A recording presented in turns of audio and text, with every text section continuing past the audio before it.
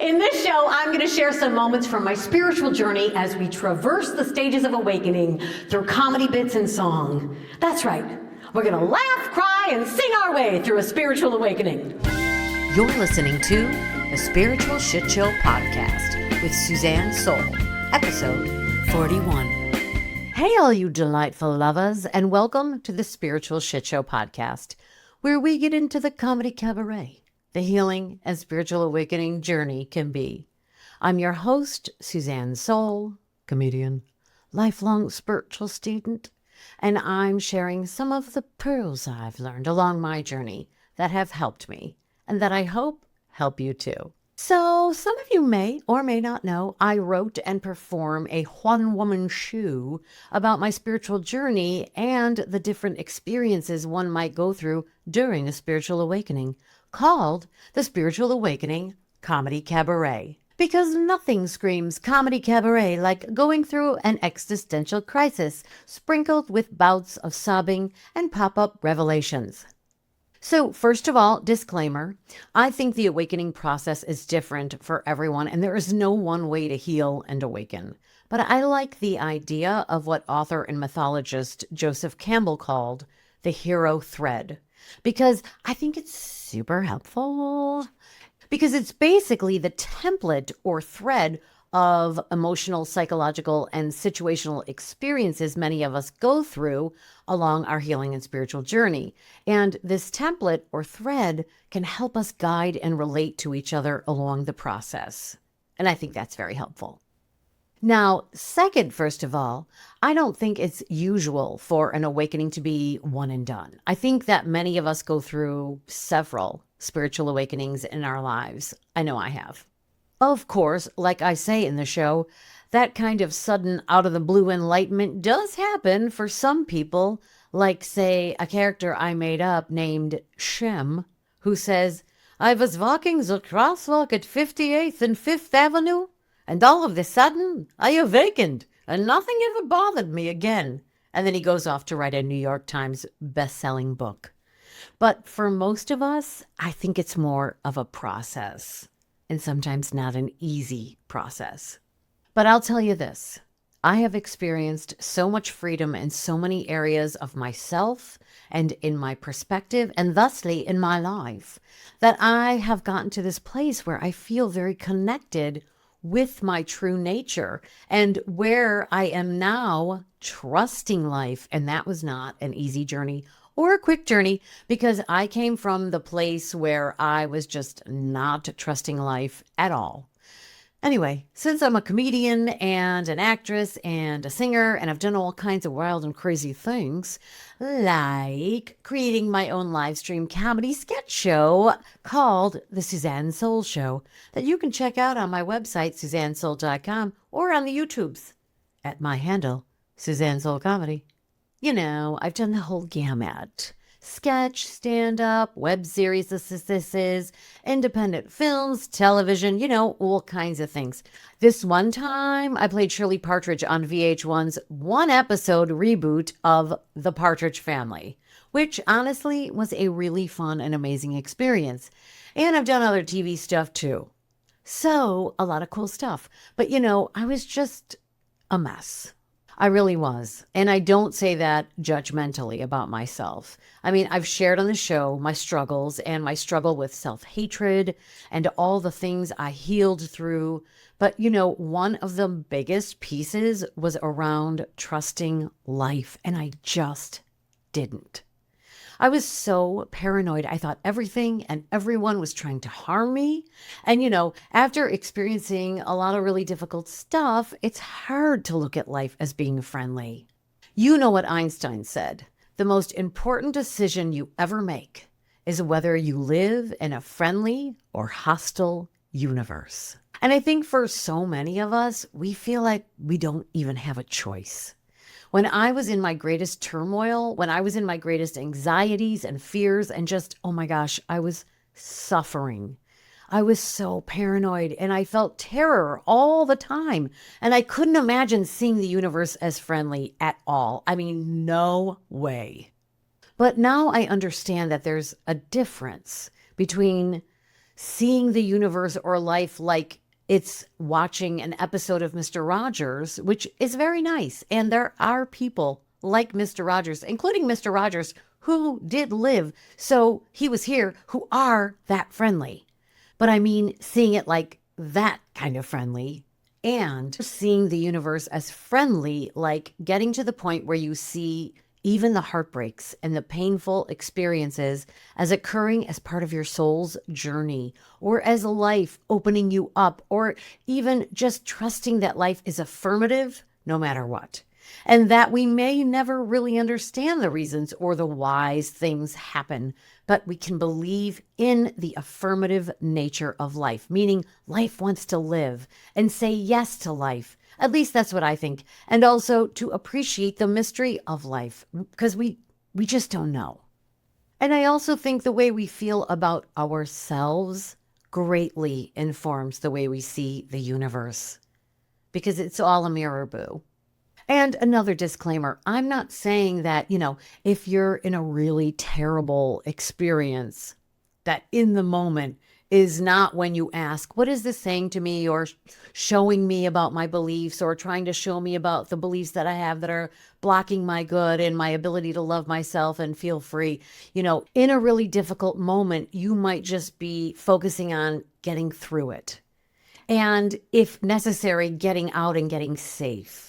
Then you can go back and look, and then you might start to see what gift might have come from that awful event, not taking away from the horror or any of the pain of it. So getting to the point of saying yes to life and seeing life as happening for my freedom, and going through so much healing and therapy and spiritual counsel and spiritual teachings, one day I just heard this still small voice that said, it's time for you to share what you've learned. You've come through a lot of really difficult stuff, and it's time for you to share your experience and how you did it. Because there are people that don't think there's a way out of the pain they're in. And, since you're a comedian and a singer, make it a comedy cabaret. So I was like, all right. And now we have the Spiritual Awakening Comedy Cabaret. And so what's it about? So there's comedy, and it gets deep, and I share about my heartbreak and my evolution, and it's really special to me. And BT Dubs, if you're in the Chicago area, I will be performing the Spiritual Awakening Comedy Cabaret on August 6, 2025 at Cityside Spiritual Community in the Ravenswood neighborhood of Chicago. And if you're in Western Michigan, I'll also be performing the show at Unity on the Lakeshore in the Saugatuck Douglas area on August 9th, 2025. So come on down. Ticket links are on the homepage of SuzanneSoul.com. Anywho, I'm just going to stop all my yapping, and I'm going to share the first part of the show with y'all. And I hope you enjoyed the segment. Roll the segment, darling. Just roll it. There'll be a change in the weather, a change in the sea. Before long, there'll be a change in me. My walk will be different, my talk and my name. Nothing about me's gonna be the same. I'm gonna change my way of living, if that ain't enough. I'm gonna change the way I strut my stuff. My soul is leading me, it knows the way. There'll be some changes made today. There'll be some changes made.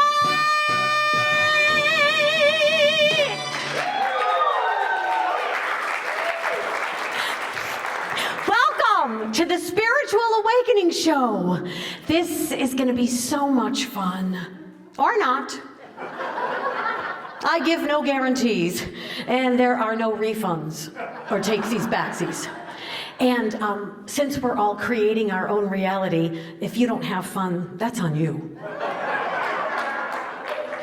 But first, let me introduce myself. My name is Suzanne Soul, and my hobbies are buying vegetables at the grocery store and letting them rot in my refrigerator. I also enjoy doing nothing. And that's mostly it. In this show, I'm going to share some moments from my spiritual journey as we traverse the stages of awakening through comedy bits and song. That's right. We're going to laugh, cry, and sing our way through a spiritual awakening. What's a spiritual awakening? Well, I'm glad you asked. First of all, there are many variables which can be applied to the term and to the experience, and I am not claiming to have the end-all be-all answer to this question. But I did look it up on the internet. The internet says, a spiritual awakening is the experience of waking up to the realization of yourself as a spiritual being and your connection to everything. And I think that sounds pretty cool. The internet also says that an awakening can happen in stages, and that some of us may have several spiritual awakenings over the course of our lives. And you know what? I believe the internet this time. Because there is no set time frame for the awakening process. It can last anywhere from a few minutes to a few months to a lifetime. My experience has been the latter. It has been a healing journey, a letting go journey, and a journey of recognition and reconciliation. I felt so lost, afraid, angry, and totally alone in the world. I had experienced my share of trauma, abuse, and addiction, and I felt lower than low, and I truly did not know how I was going to be able to rise above it all. So I just kept searching out there for partners, accolades, status, and fame to make me feel better. And instead, coming up with a lot of wrong one. Not yet. Sorry, kid. And are you sure this is what you really want? I was so frustrated. But, what I didn't realize is that I was, in fact, already on the path.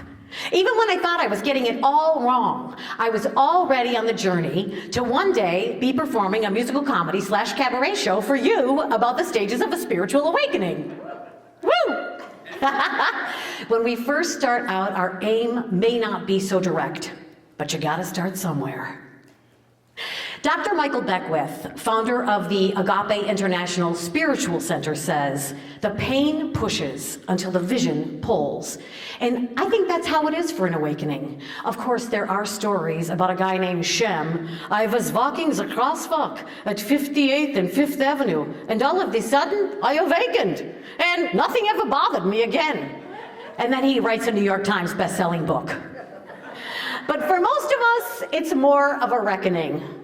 Now, I realize that this is a pretty big topic to be doing a musical comedy / cabaret show about, and while I was writing the show, I kept imagining two ladies who might be sitting in the audience, wondering what this is all about, and making commentary to each other.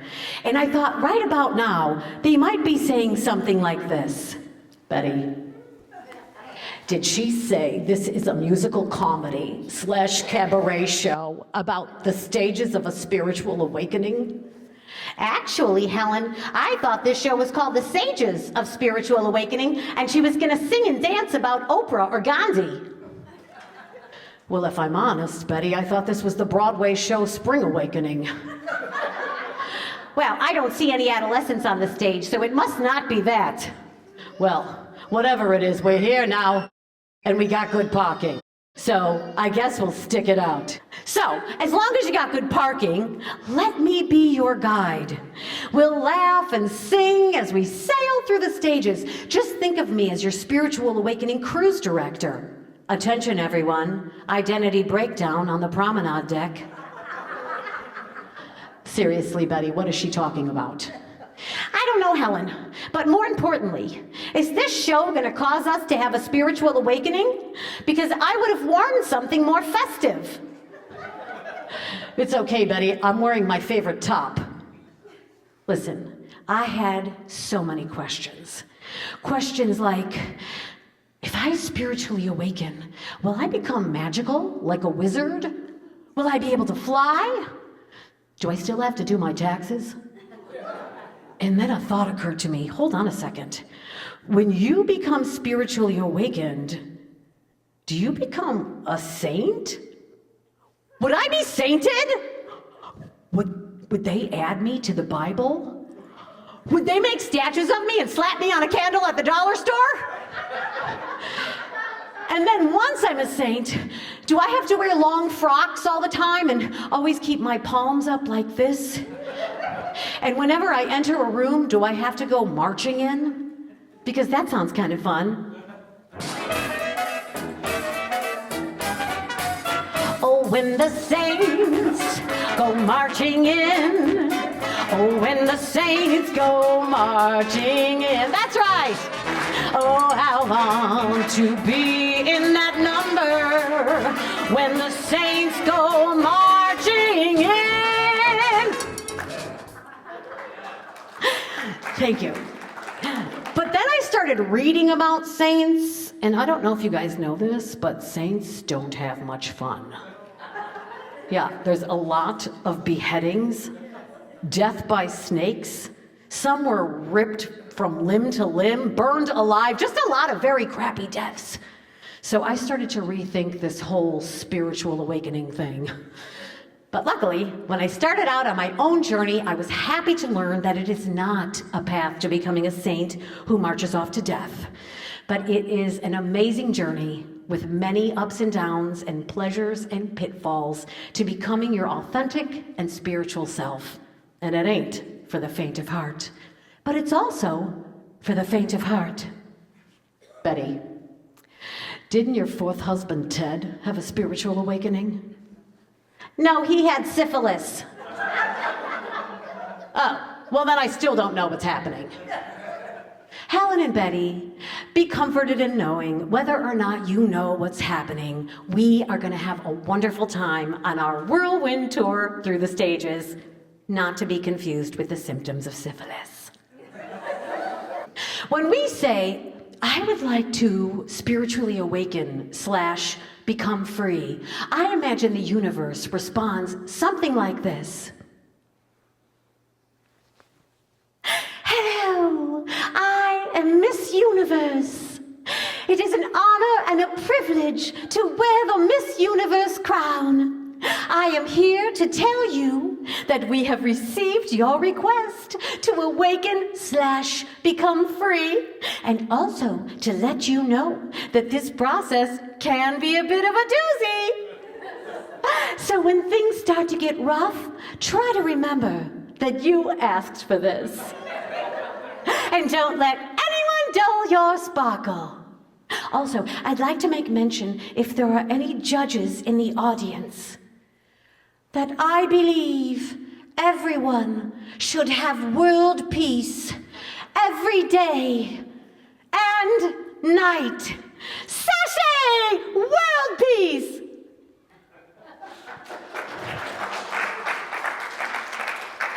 I thought the universe should be replete with pageantry. Ram Dass said, in order to get free, you must first realize you're in prison.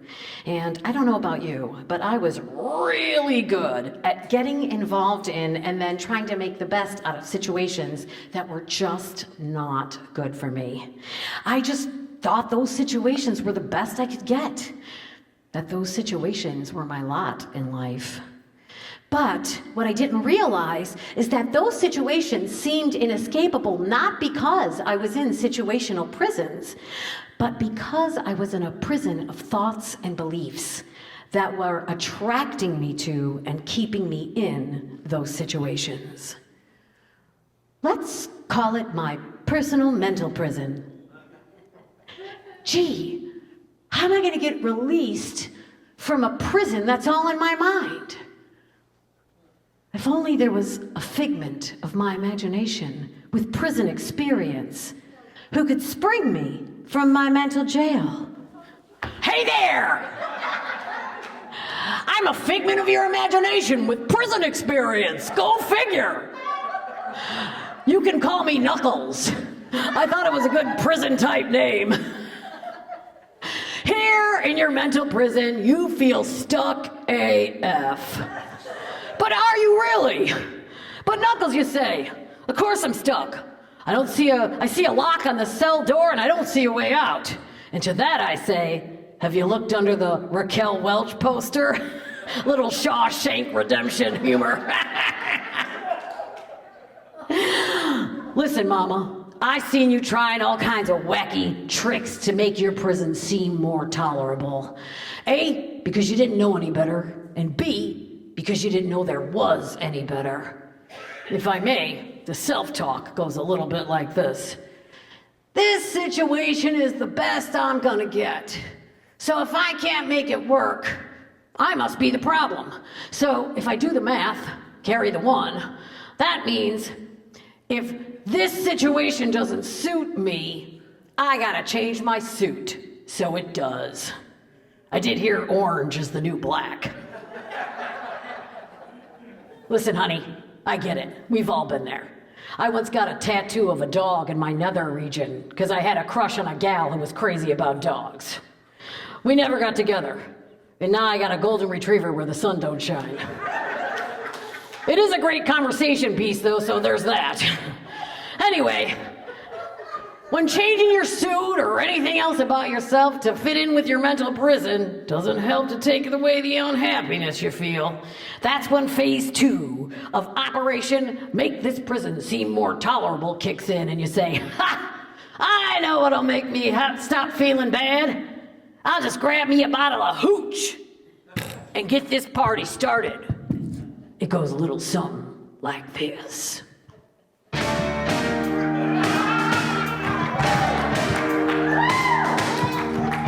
Walked through a party in the county jail. The prison band was there, they began to wail. The band was jumping and the joint began to sing. Should've heard those knocked out jailbirds swing. Let us rock. Everybody, let's rock. Y'all, I hope you enjoyed this segment of the Spiritual Awakening Comedy Cabaret. And if you would like to book the show in your spiritual center, theater, or venue, just reach out to Suzanne at SuzanneSoul.com. I love y'all so dang much, it's giving me a cramp. This has been the Spiritual Shitshow podcast. My name is Suzanne Soul, and I'll see you on the next one. Roll it, darling.